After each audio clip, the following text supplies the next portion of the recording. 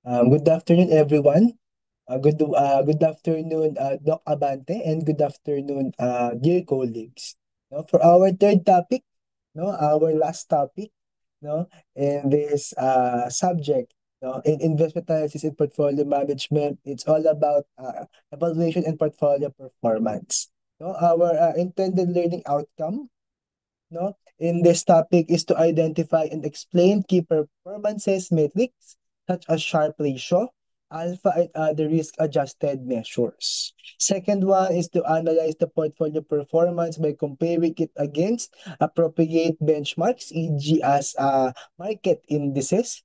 The third one is to assess the impact of different assets, its attributes such as the beta, volatility, and sector exposure on portfolios results. The fourth one is to incorporate risk adjustment techniques to provide a fair assessment of portfolio performance. And the last one is to interpret rolling returns up market and down market captures ratio and other metrics to gauge the reliability and the performance trends.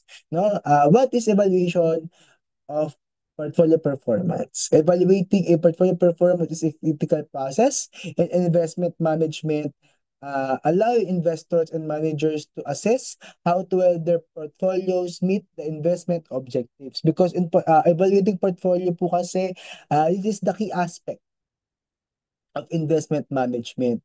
Because ito po kasi nakakatulong no sa mga investors na para maintindihan or maunawaan po nila yung bawat performance ng kanilang pong mga investment no based on the goals, based on the benchmarks, based on the broader market.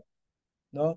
And then the essential parts of portfolio performance evaluation. First one po is the measuring portfolio returns, absolute returns po. First one is the total percentage in the portfolio value over a specific period. Because in absolute returns po kasi, as you can see in the screen or in the slides, no, absolute returns is the ending value minus starting value over starting value times 100. Because in absolute return po kasi, this is the total gain, no, of the loss of the portfolio investment or the portfolio evaluation.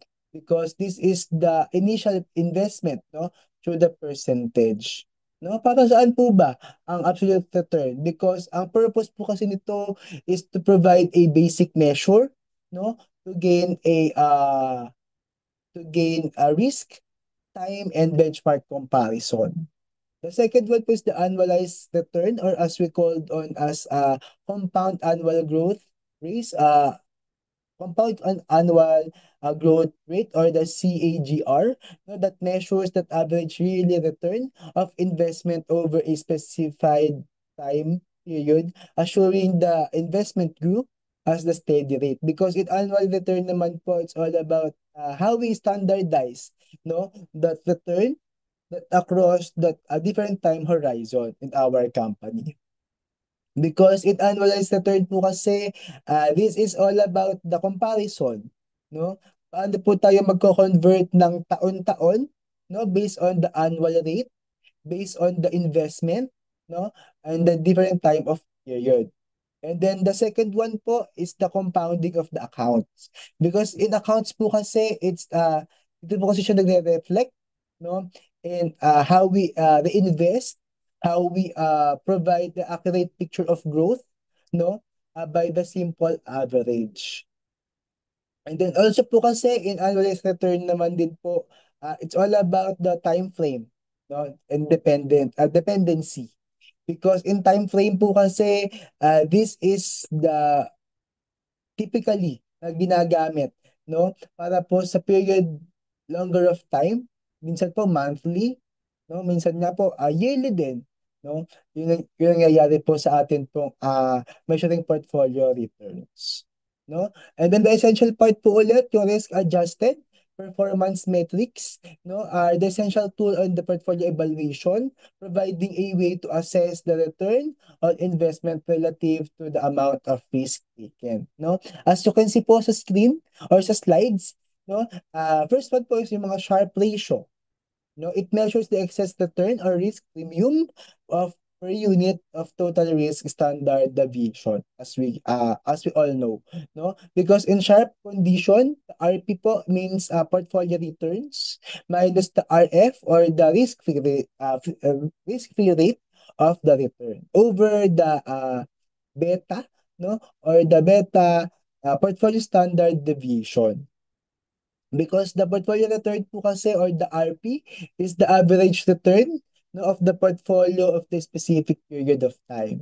Because in RF naman po, this is the risk-free asset.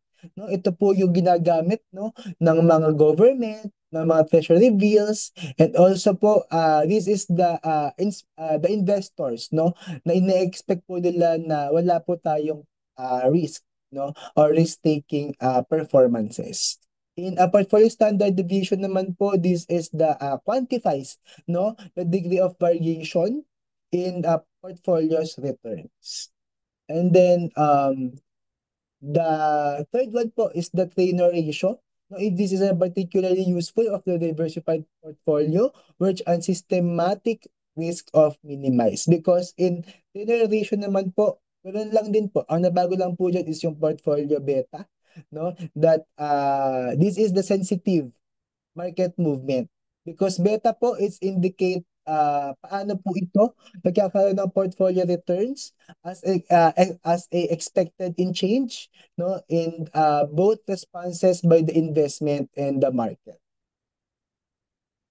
And also po the Jensen's alpha, no? The Jensen's alpha po, this is the indicates, no, of the excess return above the expected returns predicted by the capital assets pricing model or the CAPM. Because in the first syllable, no, this is the called as Jensen alpha, no? And then the RP po ulit is the RP po is the capital return or the actual return of the portfolio. And then also po the RF is the risk-free rate of return. And then the RM po or the RF din. No, it's all about din po, no, sa return of the stock market index.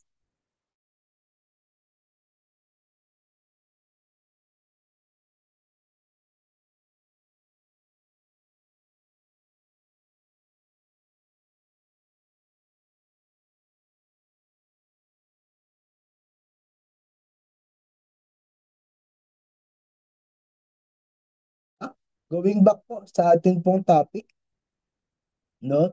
The benchmarking and peer group,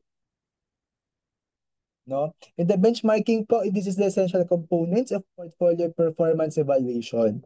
They provide a framework to assess how to well portfolio performs relative to a specific standard or a set of comparable investment. Because ito po kasing method na ito ay ginagawa natin, no, to meet the expectation, no, outperforming the market, no, or behind the peers, no. And then the criteria of meet of a proper benchmark. First one po is the alignment of investment objectives. Because in this relevance po, no, in investment objectives po, this is the specific goal, no, of the portfolio or the strategy that na-evaluate natin sa atin pong company. Risk and return, no? In this risk and return naman po, it's all about the same asset of class, no? Or the risk profile of that portfolio itself. And then the transparency, the benchmark should be ano yun, the benchmark should be defined, no? By the inclusions, by weighting, and the balancing, and having a transparent methodology, no? In portfolio managers also, lalo tigit po. Because in this is ito na makikita po yung bawat performance, yung mga data na meron tayo. And then the last one po is yung in-vitality, no? This is should be a portfolio, no, that replicable or the replication of that real world condition. Example po nito is yung mga hypothetical securities natin with no accessibility is not practical benchmark. Next po is yung asset attributes analysis, sector and industry analysis po. This is the exposure of the portfolio. No? Paano po siya exposure? It's all about the financials, it's all about the technologies right now, and then the healthcare facilities na meron tayo. And then the style analysis po. This is the basis of growth versus value, no? This analysis po kasi that classify, no?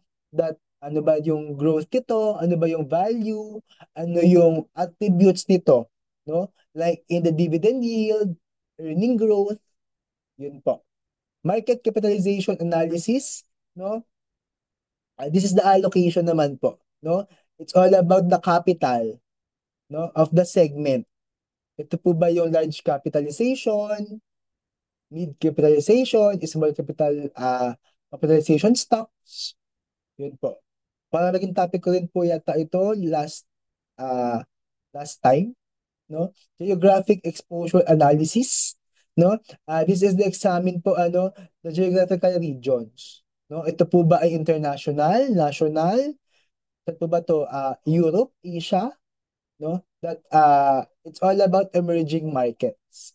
No? And then the last one po is the quality or the credit quality and the duration analysis because this is the fixed income purposes. No?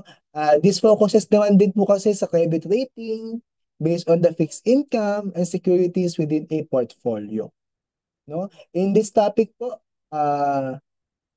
thank you po, no, for your listening and have a great day.